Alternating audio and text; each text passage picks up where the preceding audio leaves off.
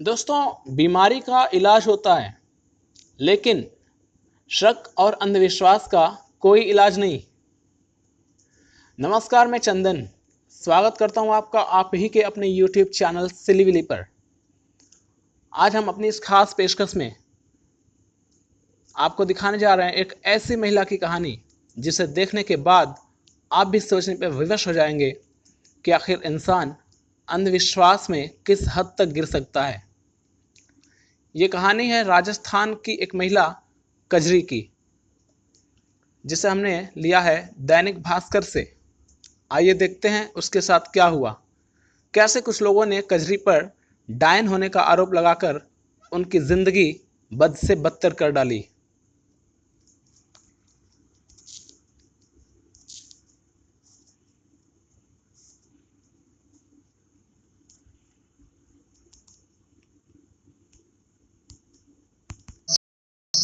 को डायन लेके पीटा और कुएं में धकेल दिया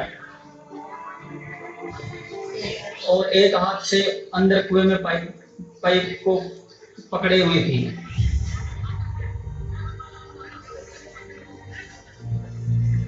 65 साल की कजरी पर साल भर पहले डायन होने का आरोप लगा। इसके बाद उसके जीवन में सब बदल गया।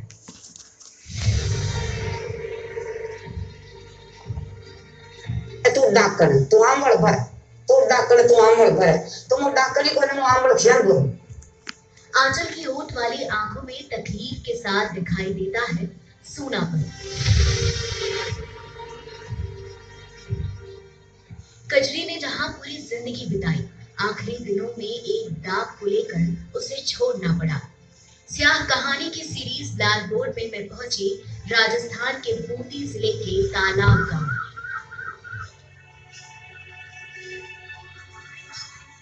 लगभग 500 घरों वाले गांव में कजरी का घर गांव से भी बाहर खेतों के बीच है, जहां 1 किलोमीटर तक कोई मकान नहीं है। यहाँ मैं उनके बेटे मोतीलाल सिंह को डायन लेके पीटा और कुएं में धकेल दिया और एक हाथ से अंदर कुएं में पाइप को पकड़े हुई थी। फिर एक खाट लेके आए 4 पाइप, उसके सारे बाहर निकाला। फिर उसके बाद में जाजपुर ले गए हॉस्पिटल में। वहां से छुट्टी मिलने के बाद मेरी सिस्टर रहती है बूंदी जिले में, वहां मेरी मम्मी को भेज दिया। कोई आता जाता नहीं है ज्यादा, वहीं एक खेती करती है। डर की वजह से सिस्टर के यहाँ भेज रखा।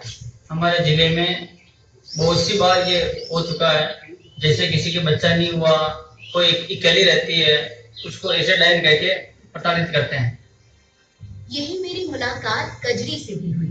मैंने सवाल किया कि क्या हुआ था उस रोज। सवाल खत्म होने से पहले ही कजरी बताने लगती है।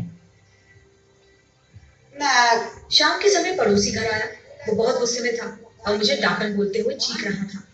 मैंने कहा कि मैं डाकन नहीं हूँ, मेरे तो बाल बच्चे भी हैं। वो तब भी नहीं माना और मुझे मारने पीटने लगा। उसका कहना था कि मैं खुद को डाकन मान लूं और उसकी लुगाई के शरीर से निकल जाऊं। मेरे बार बार मना करने पर वो और भड़क गया और मुझे खींचते हुए कच्चे कुएं तक ले जाकर वहां धक्का दे दिया। मैं दर्द और गुस्से से चीख रही थी। उस रोज मरते मरते तो बच गई, लेकिन गांव छोड़ना पड़ा। ब्याह करके जहाँ 50 साल जिए, अब मैं उस जगह के लिए डायन हूँ। लुगाइयों के शरीर में घुसने वाली, बच्चों को खाने वाली, खेत सुखाने वाली। उस रोज गांव वालों ने उसे बचा तो लिया, लेकिन डाकन के आरोप से बचा नहीं सके।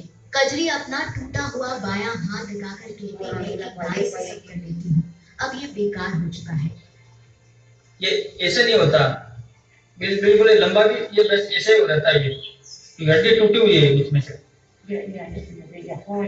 हाँ। छोटी बड़ी पहाड़ियों से घिरे तालाब गांव से जब मैं बाहर निकली तो तेज बारिश होने लगी। यहाँ से हम कजरी के असल गांव गुलेला पहुंचे और गांव के उस कुएं पहुंचे जहां कजरी को धक्का दिया गया था।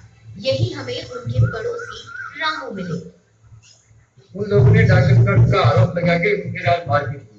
मेरे को तो हमको तो ऐसा नहीं लगता है कि भाई कोई ऐसा उनके डाकन है, कोई है। हम तो उनको हमसे जानते हैं, लेकिन ऐसे नहीं होता है, इंसानों में नहीं होता है। तो प्रकृति द्वारा है वो तो है ही है, बाकी इंसानों में नहीं होती है। बगल में ही वो मकान है जहाँ की रानी पर भाव आते हैं। भाव यानी डायन। जब हम वहां पहुंचे, रानी चूल्हे पर रोटियां सेक रही थी।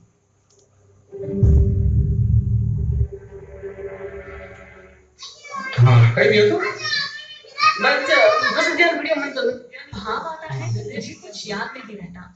बस इतना पता होता है कि पहले बच्चे के जन्म के बाद से डायन मुझ में आने लगी। अब 5 साल से ज्यादा बाहर आ चुकी है। पास बैठे रानी के देवर शंभुनाथ याद करते हुए बताते हैं कि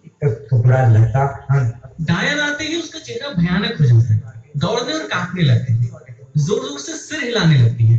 डायन इसके शरीर में घुसकर अपनी इच्छा पूरी करवाती है।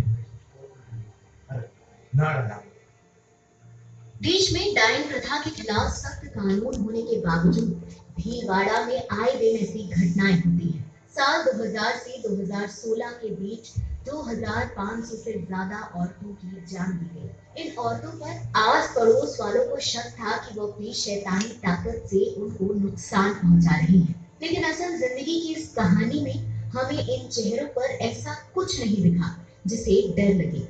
बीमारी का इलाज है, लेकिन अंधविश्वास और शक का नहीं, जिसकी वजह से कजरी जैसी महिलाओं की जिंदगी बर्बाद हुई।